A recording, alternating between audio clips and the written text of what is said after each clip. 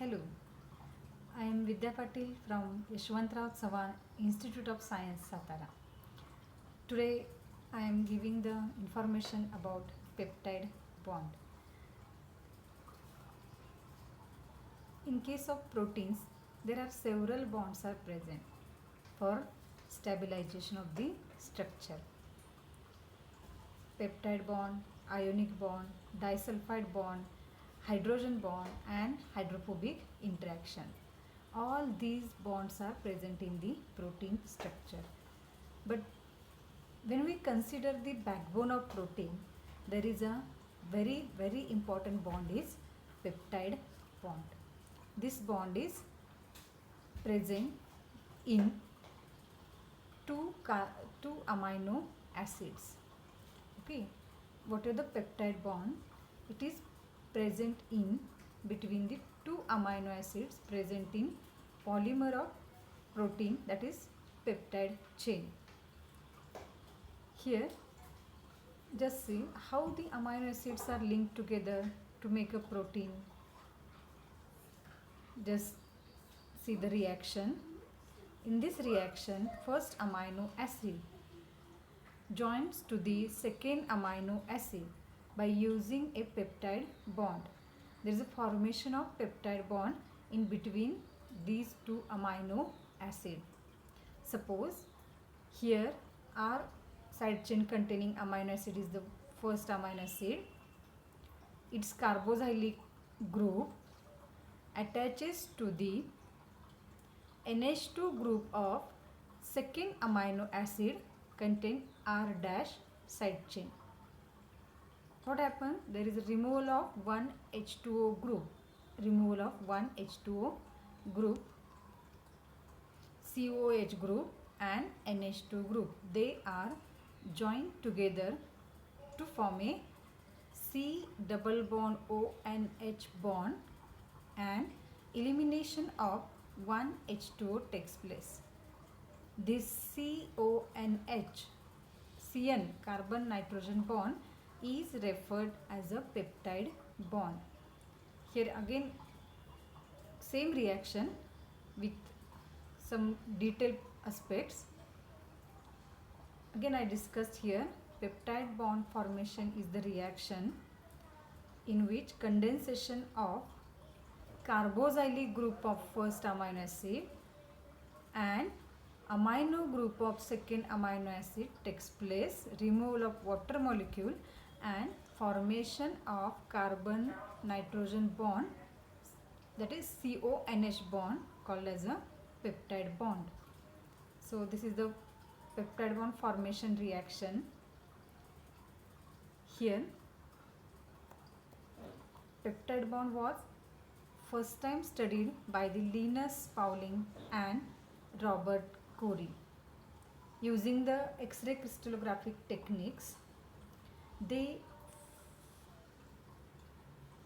found that there are so many characteristic features are associated along with peptide bond. Few of them are listed in this slide. Peptide bond is planar. It resists the free rotation of bond within protein. Peptide bond is rigid. It resists the free rotation of bond within the protein again. And peptide bond is trans in nature. Means what?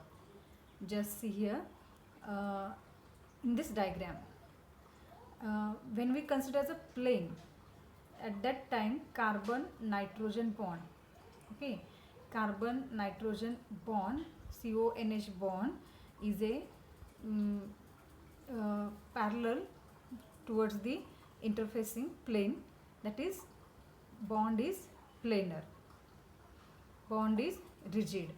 And trans means, see in this reaction what I show here, CO is present to down of the chain and NH is present as a up side of the chain. Okay, within the peptide bond CO and NH positions, these are trans in nature. these are trans, so that peptide bond is trans in nature. So what I say here, peptide bonds are planar, rigid and trans in character. Next, here peptide bond share hydrogen bond for the formation of hydrogen bonds within the polypeptide chain, and it is essential for the stabilization. As a stabilization of alpha helix, beta sheet or tertiary structure of proteins, there is a hydrogen bond formation property is very important. Another one important property of peptide bond is that this peptide bond is partially double bond in nature, partially double bond in character. Means what?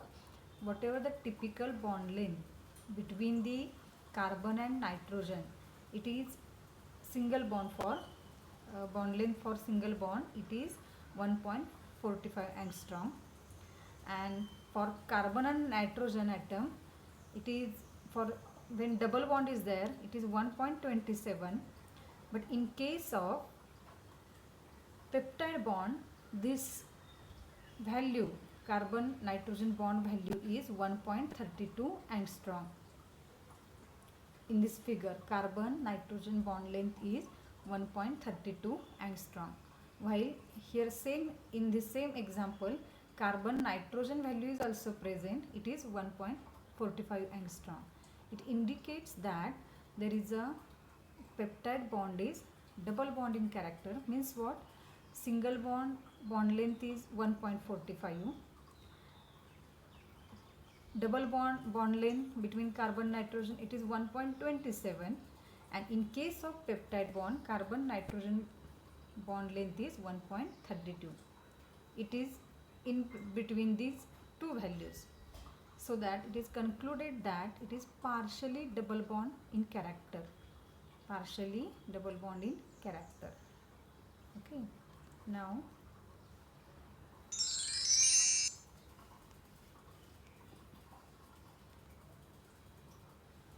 amino acid sequence have a specific direction as a N terminal to C terminal. This direction is also determined by using the peptide bond direction. Peptide bond direction is CONH direction. Means at the peptide, during the peptide bond formation, first amino acid share its carboxylic group, while second amino acid share its amino group, so that there is a carboxyl group is always free for the acceptance of new amino acid. So this carboxyl group containing end is considered as a COH terminal end, while here first amino acid, its NH2 group is remains as it is, which is not involved in reaction, so that this NH2 group containing end is called as a N terminal. So that whatever the peptide chains are available, all these are read along with the direction as N terminal to C terminal. Means N terminal amino acid is considered as a first amino acid, then next amino acid is considered as a second, third. In this way, there is a, whatever the polypeptide chain, it runs or it reads with the N terminal towards the C terminal, and within this chain, direction of peptide bond is also fixed. It is CONH. Okay, whatever the peptide bond, everywhere it is always CONH, and as I say that peptide bond is always trans in character. Just here C double bond O and NH, or both are trans in nature.